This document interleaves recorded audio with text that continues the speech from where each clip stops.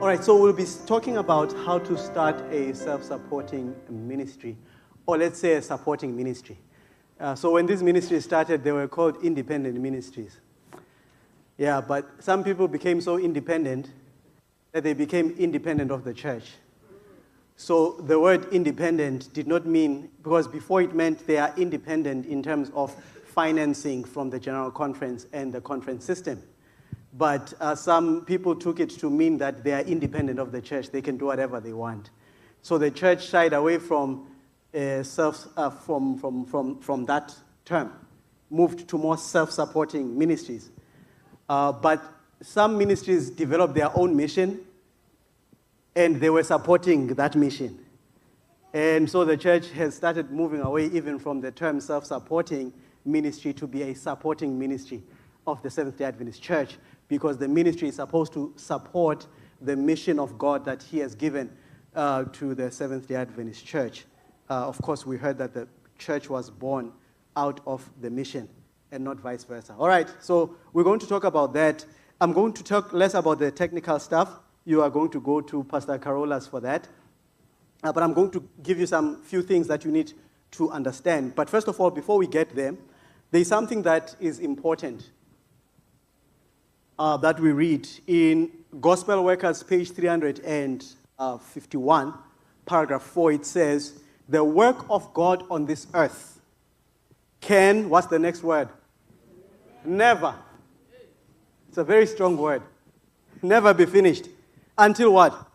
Until the men and women comprising the office workers. The what? Oh, our church membership. I thought it was saying the officers. Okay, so it's not the officers. It's not the pastors. It's the men and women comprising our church membership are to rally to the work and unite their efforts with those of the ministers and church officers. Do you see that? So first of all, the work depends not on the ministry in terms of those who are employed for the work of pastoring churches, but it depends on the members themselves. And that word never, it means that Jesus is not going to come until the general church membership gets involved in the mission. Does that make sense? Yeah. So we are praying for Jesus to come. We might as well make our prayers practical. Because I don't know who's waiting for who.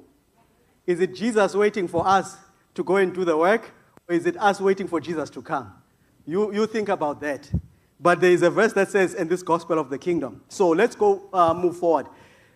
In Acts of the Apostles, page 355, paragraph 2, she says, there is a large field open before the self-supporting gospel worker. Many gain valuable experience while toiling a portion of the time in some form of manual labor.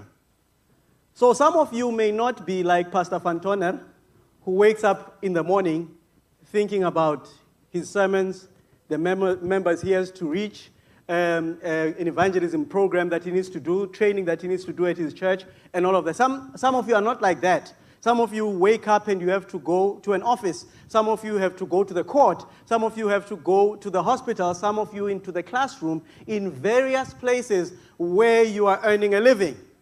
But here we are being told that there is a wide field of labor for those who are earning an income in some other way. So the field is not only for those who, like Pastor Greg, who are doing the work full-time. Are we together? And full-time is a very relevant term even. Now, ASI says this about its philosophy. ASI is the main body that governs supporting ministries in the Seventh-day Adventist Church, okay?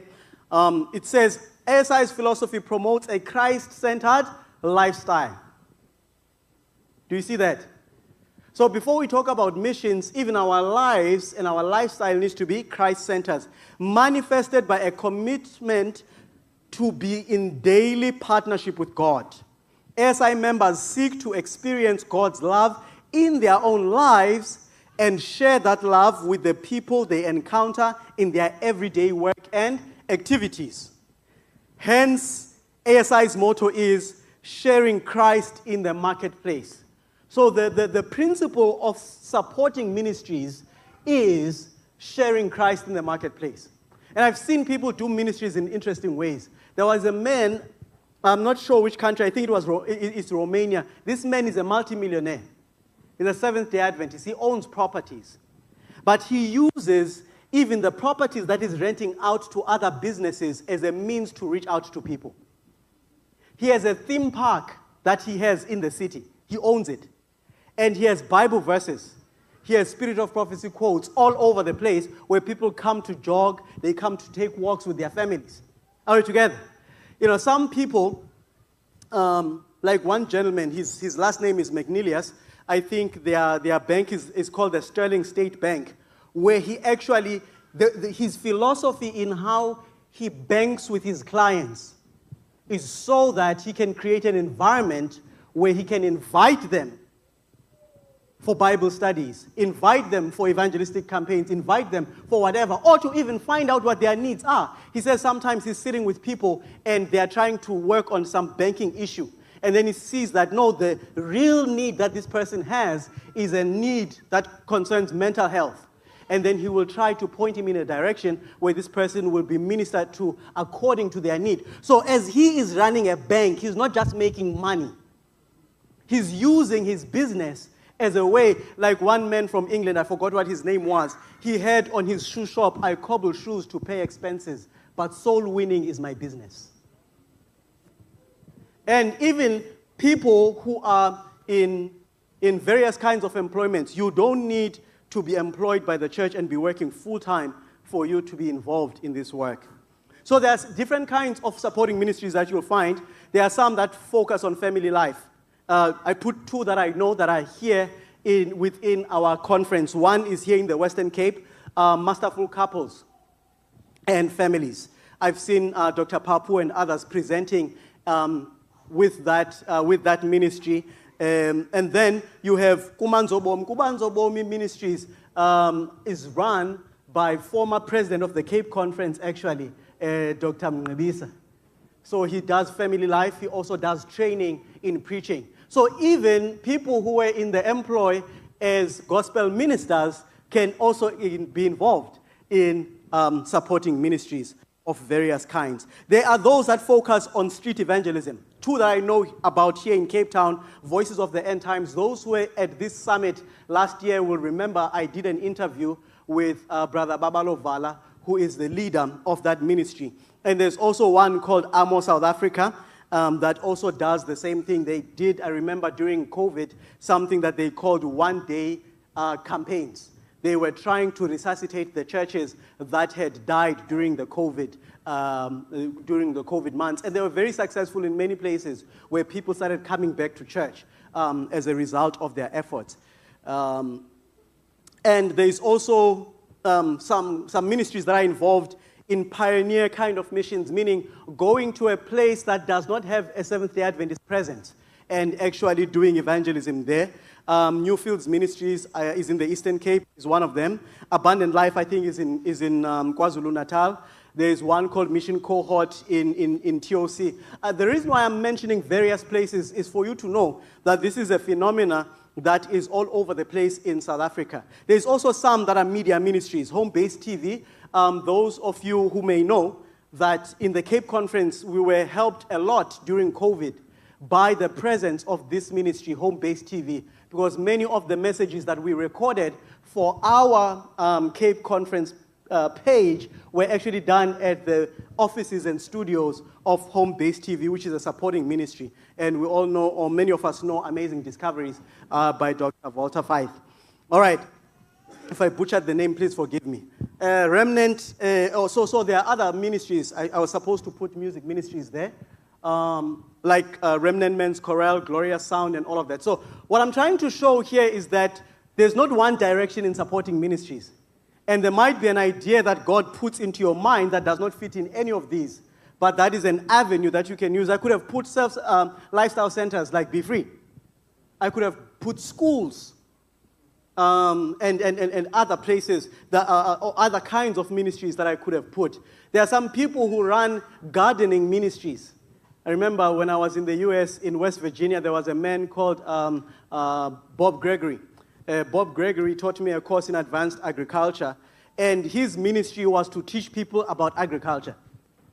And he used that ministry to actually evangelize and eventually start a church, just by teaching people about the soil, how to do gardening, farming, agriculture, and all of those things.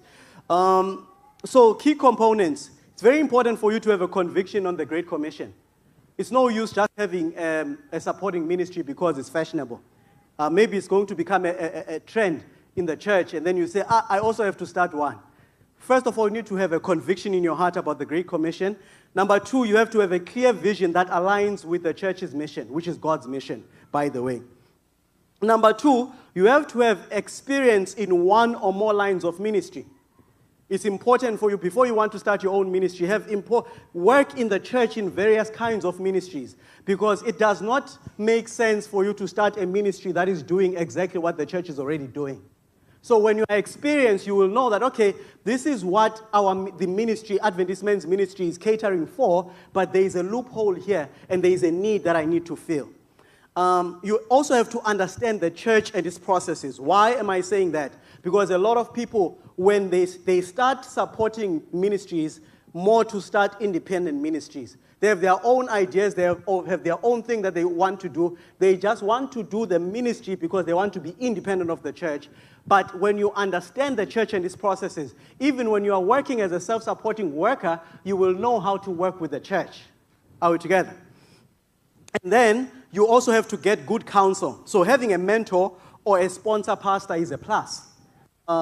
If you have a pastor in your district, for example, and you have an idea for a ministry, it's good to bring that pastor close so that he can guide you, so that you don't make missteps, so that you get your fingers burned, if you know what I mean. All right?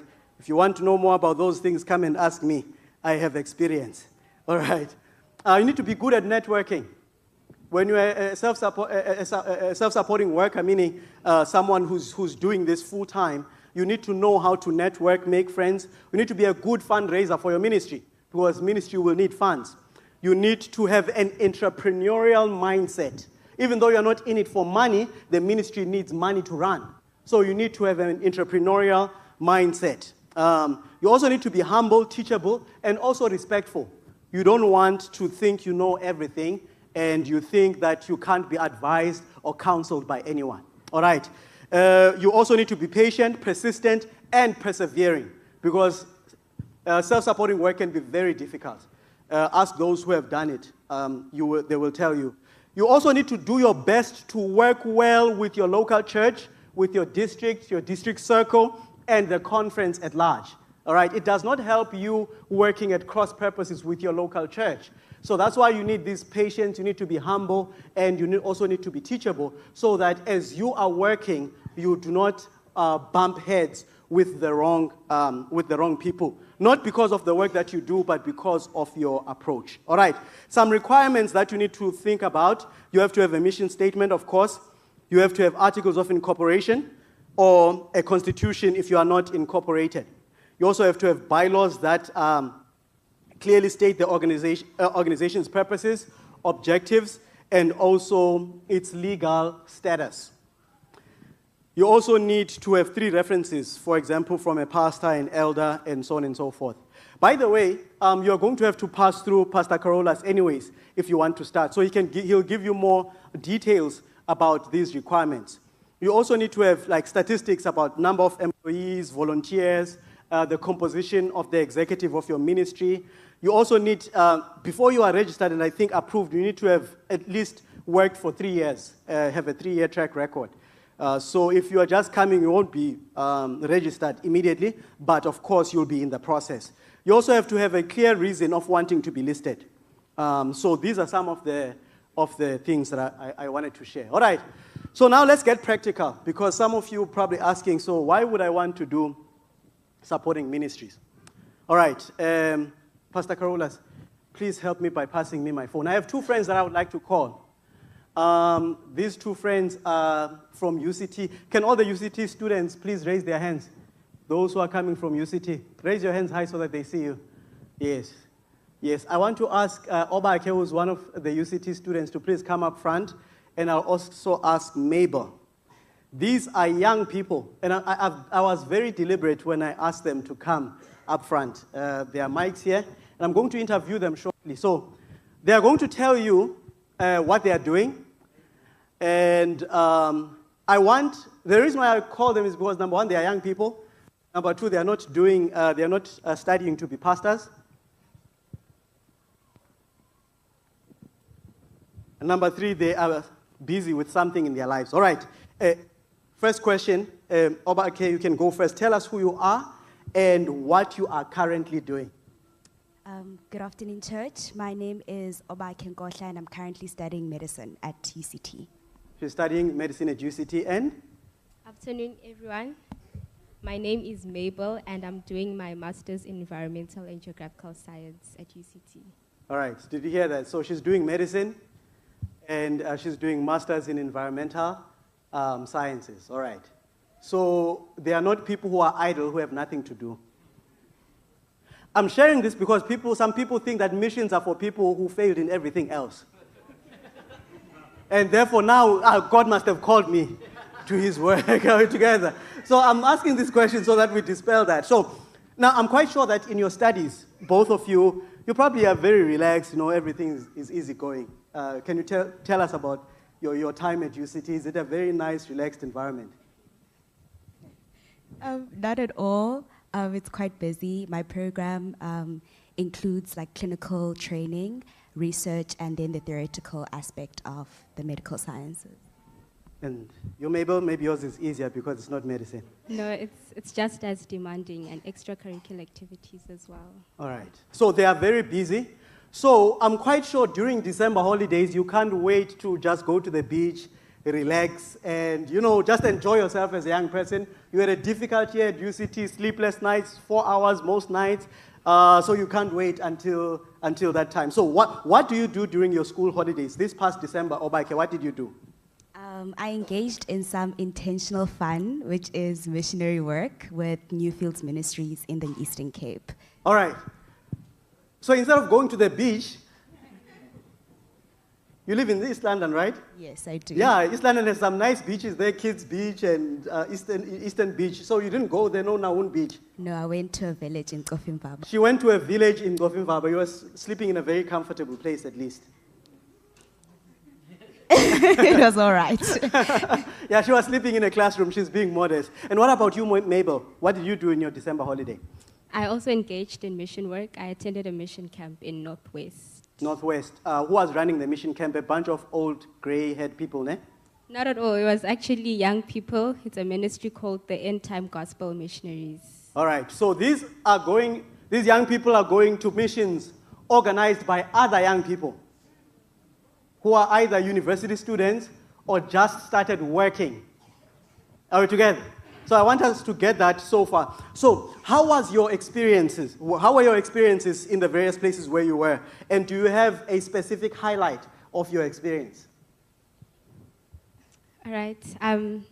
It's always great. I think particularly it always serves as spiritual revival because it comes, as you said, in December. So much is happening in December.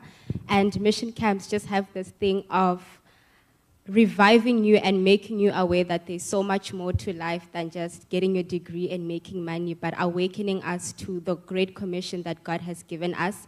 So we engage so much in Bible study and doing door-to-door work, engaging in health expos.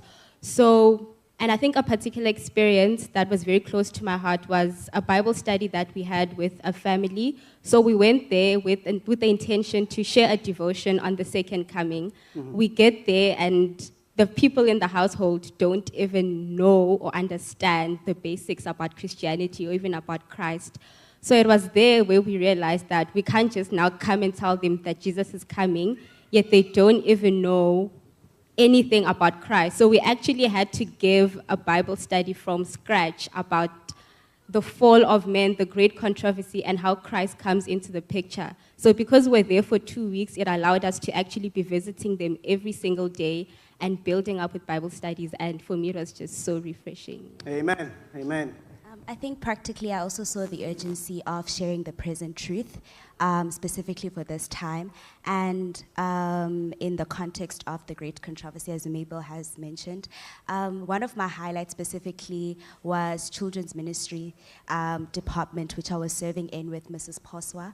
I think a lot of Adventist Home talks about creating a barrier between the child and the world. And many of the children there, they've come from households in which that barrier was never created. Yet, every single day, they were punctual, right? They would always be on time, and we would be late as missionaries to arrive at the primary school that we were sent to minister to them every afternoon. And they always were a light. So the next day, if an individual was new today, tomorrow they brought a friend. So they really worked as God was using them as agents, but also it was really good to see how God was partnering up with us and ministering to those children, because there was nothing that we were doing to coerce them or to entice them to come every day. Nothing that we were giving them, even no food, nothing, but yet that interest grew, and yes, they were consistent in attending the meetings. Amen.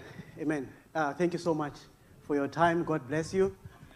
I allowed these young people, thank you so much, God bless you, sit down. Number one, I intentionally chose ladies, and I chose young people. Yes. Are we together? Because I want you to know that young people are interested in doing God's work. Amen. At least where Obake was, I was there too. Part of my leave, Mr. President, I spent it there. Yeah, the first 3 weeks of my leave was actually in Ofimfaba, and we were doing door-to-door, we were doing street evangelism, we were doing a prison ministry, we were doing hospital visitations, we were ministering at a high school where some young people were troubled by spirits we did not know. Some, they could not concentrate in class, some they would just faint in the middle of a class because they were preparing for this year's curriculum. But by the time we left, those young people, they were all fine. Yeah, I can tell you more testimonies if you meet with me outside, because there's a lot that happened. 12 young people gave their lives to Jesus during that mission, and many more things I can say to you. All I'm trying to say to you is that the field is ready. You heard about children's ministries that Pastor Cordell was speaking about. We were engaged in it. So please pray and ask the Lord if what he wants you to do in his work, because the fields are ready. All that is lacking is the workers. God bless you.